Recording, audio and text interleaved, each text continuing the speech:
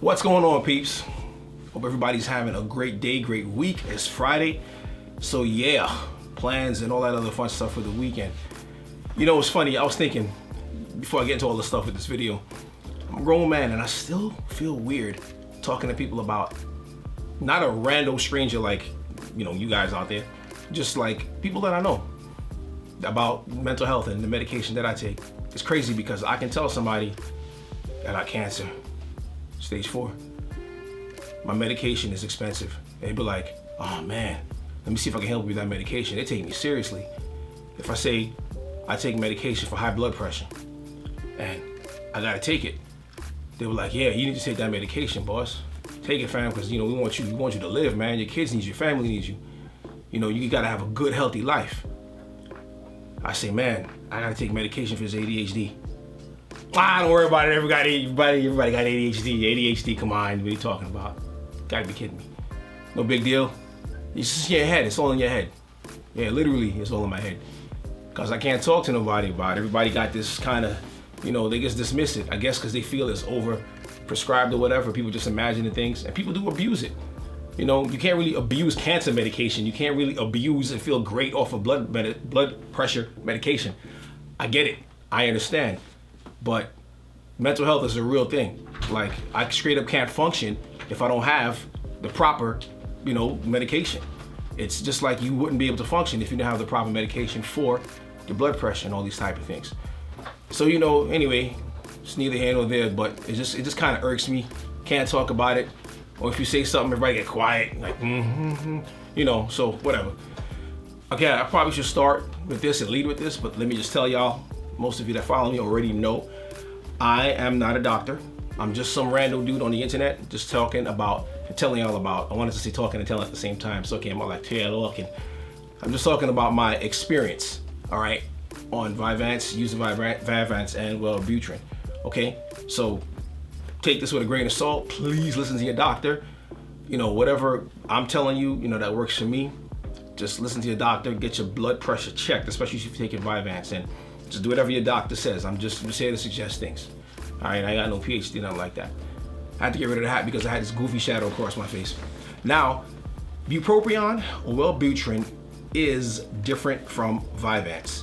And the way it's different is that Vyvanse is a psychostimulant. Wellbutrin is not a psychostimulant. A psychostimulant is a drug that affects the central nervous system. Wellbutrin or Bupropion is administered or prescribed for, well, of course, ADHD, but largely for depression, binge eating disorder, and for people that smoke and they want to stop smoking. All right, so that's what that's for. However, Vyvanse is largely prescribed for people with ADHD.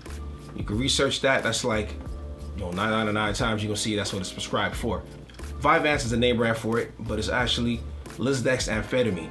All right, the lisdexamfetamine is a lysine. Lysine is a protein that kind of protects the drug. All right, and it kind of helps it actually helps the drug to go into the brain, but before it does, it kind of gets cut off. Because you got this thing called like a blood-brain barrier. Your brain ain't just letting everybody up and it's everybody up in the club, whatever. It's gonna, like, you know, kind of help to calm things down and not let you absorb everything. Except that when a drug is synthesized like methamphetamine, your brain will take all of it. It's because of the meth part. That meth part is what messes everybody up. Meth mess you up, man. So when you got this in your brain, of course, you go crazy, you can overdose. But it's this lysine, this protein that actually help with the synthesis of it in your brain to not be absorbed all at once, like everybody to bum rush the club. So you got the club goers, the Vyvanse, all right, trying to get in the club, and the brain is like, hold on a second, one at a time.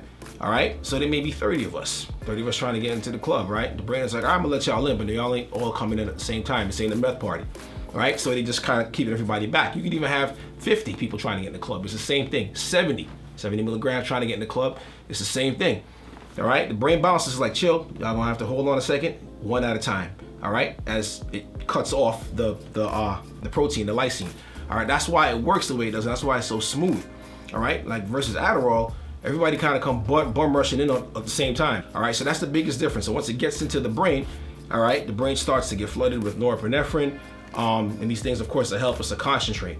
You know, norepinephrine increases your heart rate, kind of stops your, you know, your appetite. You know, there's several things that it does. It's a stress hormone. and it stresses you enough to pay attention. That's why it's administered for ADHD. It's a stimulant. They've used lisdexamfetamine for so many different things to administer to so many different people. For fatigue, they would give it to war people and things like war people, the soldiers. So now you have Wellbutrin. Wellbutrin is different.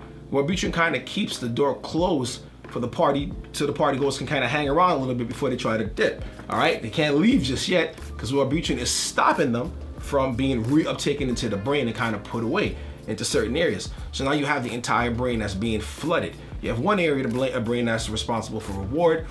You have the striatum, you have the nucleus accumbens that's responsible for reward and whatever, that's flooded. It's flooded, it's all over your brain.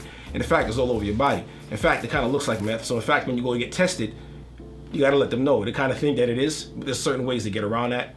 So that's that's the huge difference. Wellbutrin don't stimulate. Vyvanse does. Another thing I hear people saying, they'll say things like, yeah, on days that I don't have Vyvanse, I'll just take Bupropion. How'd that work? Because I tried it, it don't work. Because Vyvanse is different. You don't have a stimulant with Wellbutrin. Wellbutrin will increase your mood. I definitely have experienced that. But you still kind of, you sleepy, but you're in a good mood. I I don't know how else to say it, because it doesn't work for me, at least. I know that to be a fact, because they're two different things. They work in tandem. Like I said, the best thing I can think of is the club analogy. You got the party goers that's in there, that's your Vyvanse, and the ones that's stopping them from leaving so the party can continue is Wellbutrin, Bupropion. All right, so that's how that works. That's why I take them. That's largely why doctors tend to administer them together for ADHD, because people say it's just for depression. Well, you don't take it by itself. I don't know anybody that takes it by itself. I know I don't take it by itself because I wouldn't pay attention to nothing. I just be happy all the time. All right, so anyway, God bless y'all. I hope that makes sense. I broke that down to y'all the best way I could. I'm no chemist, no scientist, but I just picked up a couple things here and there. So, all right, guys, bless y'all. I will see y'all in the next one.